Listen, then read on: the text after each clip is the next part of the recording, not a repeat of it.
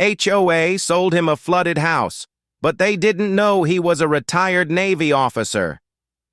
Imagine buying your dream home, only to find out the HOA tricked you into living in a flood zone.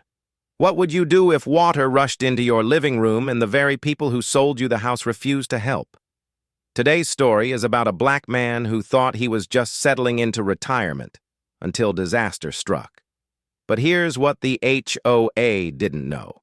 He was a retired U.S. Navy officer, and when he revealed who he really was, the entire neighborhood stood in shock. Stick around until the end. This is a story of justice, revenge, and an HOA getting exactly what they deserved. And before we dive in, don't forget to hit that like button, subscribe, and ring the bell so you never miss powerful stories like this one. Marcus Johnson, a retired U.S. Navy officer, thought he'd found his perfect home. A beautiful two-story house near the river, with a wide porch and a peaceful view. The kind of place a man could finally relax after years of serving his country. But soon after moving in, heavy rains came. The river swelled, and one terrifying night, water surged straight into Marcus's home. His living room, kitchen, and even his Navy medals stored in a box were drenched.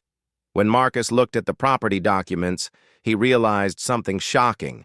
The HOA had illegally sold him a house in a restricted flood zone, hiding the risk just to get rid of the property. Angry but calm, he went to the HOA meeting and demanded compensation.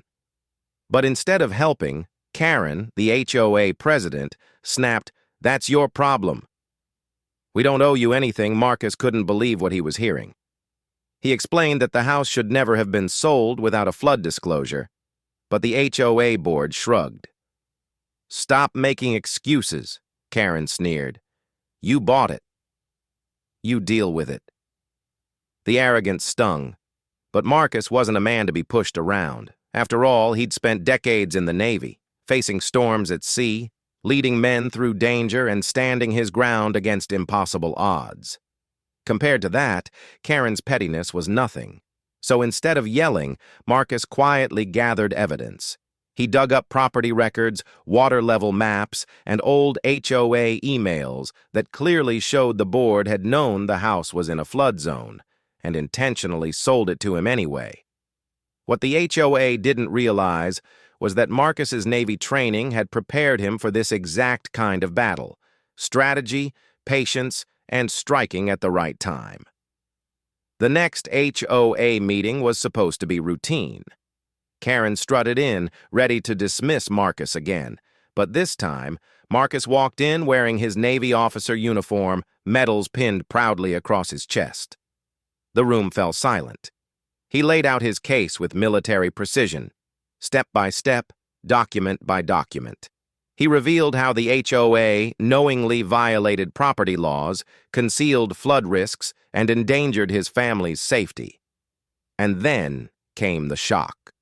Marcus announced he had already contacted a federal housing investigator, the state attorney general, and a local news reporter.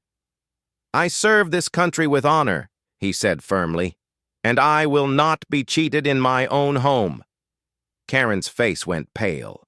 The board members shifted nervously.